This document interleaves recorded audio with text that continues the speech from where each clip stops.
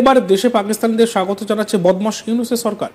Visa পেতে পাকিস্তানিদের যাতে কোনো অসুবিধা না হয় সেদিকটা ভালো মতো দেখা হচ্ছে, আর তাতেই চিন্তায় পড়েছে ভারত, আর তাতে করে সিঁদুরে মেঘ দেখছে মোদি।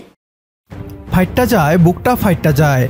ভারতকে বয়কট করে একঘরে করে দিয়েছে বাংলাদেশ। ছাত্র জনতার গণ অভ্যুত্থানের পর থেকেই নতুন অন্তর্বর্তীকালীন সরকারকে চাপে রাখতে প্রথমে ভিসা, এরপর ভোগ্যপণ্য রপ্তানি বন্ধ করে দেয় ভারত। ভারত ভেবেছিল তাদের ভিসা বন্ধ করে দেওয়ার ফলে বাংলাদেশিরা ডক্টর মোহাম্মদ ইউনূসের বিরুদ্ধে আন্দোলন শুরু করবে। তবে ছাত্র জনতার নতুন বাংলাদেশ যে উল্টো ভারতকেই শায়েস্তা করে ছাড়বে তা হয়তো কল্পনাও করেনি মোদী সরকার। ভারত ভিসা এবং নিত্য প্রয়োজনীয় ভোগ্যপণ্য বন্ধ করে দেওয়ার পর এখন পাকিস্তানের সাথে হাত মিলিয়েছে বাংলাদেশ। বাংলাদেশ পাকিস্তান ডিরেক্ট ফ্লাইট চালুর পাশাপাশি পাকিস্তানিদের জন্য ভিসা সহজ করে দিয়েছে বাংলাদেশ। এতে যেন ঘুম হারাম হয়ে গিয়েছে পশ্চিমবাংলার মিডিয়ার। ভারত নির্ভরতা মুক্ত হয়ে বাংলাদেশ উল্টো ভারতকে শায়েস্তা করার পথে। নতুন বাংলাদেশের এই সিদ্ধান্ত দেখে হিংসায় জ্বলে পড়ে যাচ্ছে ভারতীয়রা। এ নিয়ে কি বলছে তারা, আসুন তা দেখি। 2024 অগস্টে শেখ হাসিনা বোন শেখ রেহানাকে নিয়ে দেশ ছাড়ার পরই ধীরে ধীরে পরিস্থিতি বদলে যেতে থাকে বাংলাদেশের। ভারতের বন্ধু দেশের তকমায় আঘাত লাগে। ভারতকে এড়িয়ে বরং পাকিস্তান এবং চীনের সঙ্গে সখ্যতা বাড়ায় মোহাম্মদ ইউনূসের নেতৃত্বাধীন অন্তর্বর্তী সরকার। আগেই পাকিস্তানের নাগরিকরা যাতে সহজে বাংলাদেশের ভিসা পান সে ব্যাপারে ইউনূস সরকার উদ্যোগী হচ্ছে বলে জানা যায়।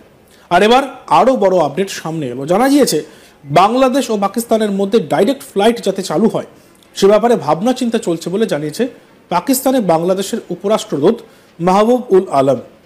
ইসলামাবাদে নিযুক্ত বাংলাদেশের এই উপরাষ্ট্রদূত পাকিস্তানের Hyderabad chamber of small traders and small ইন্ডাস্ট্রিজে বক্তব্য রাখতে গিয়ে বিমান চালুর বিষয়ে মন্তব্য রাখেন। কিন্তু সরাসরি বাংলাদেশ ও পাকিস্তানের মধ্যে হঠাৎ ডাইরেক্ট ফ্লাইট চালু করছে কেন?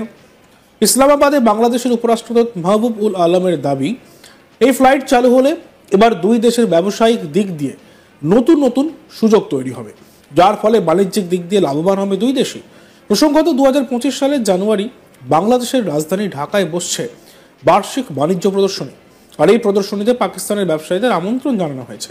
তাদের বাংলাদেশে আসতে যাতে সুবিধা হয় ইতিমধ্যেই সে ব্যাপারে ভাবনা চিন্তা শুরু হয়েছে বলে বাংলাদেশ সরকার সূত্রে খবর। এইসব পাকিস্তানি ব্যবসায়ীরা যাতে সহজেই বাংলাদেশে আসতে পারেন সেই জন্যই বাংলাদেশ এবং পাকিস্তানের মধ্যে সরাসরি ফ্লাইট চালুর ব্যাপারে উদ্যোগী হচ্ছে ইউনূস সরকার।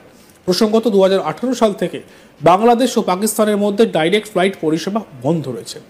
অন্যদিকে এবার দেশে পাকিস্তানিদের স্বাগত জানাচ্ছে বদমাশ ইউনূসের সরকার। এই ইউনূস সরকারের নাকি পাকিস্তানের প্রতি দরদ উথলে উঠছে। ক্রমশ পাকিস্তানি মনোভাবাপন্ন হয়ে উঠছেন তিনি।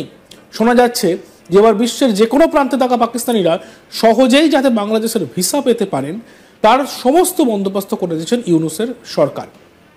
ভিসা পেতে পাকিস্তানিদের যাতে কোনো অসুবিধা না হয় সেদিকটা ভালো মতো দেখা হচ্ছে, আর তাতেই চিন্তায় পড়েছে ভারত, আর তাতে করে সিঁদুরে মেঘ দেখছে মোদি। ভারতের ধারণা ছিল বাংলাদেশ তাদের সাহায্য ছাড়া কোনোভাবেই চলতে পারবে না। শেখ হাসিনার সরকারের পতন ঘটিয়ে ছাত্র জনতার নতুন এই সরকারকে তাই ভারত চাপে রেখেছে 8ই আগস্ট থেকে।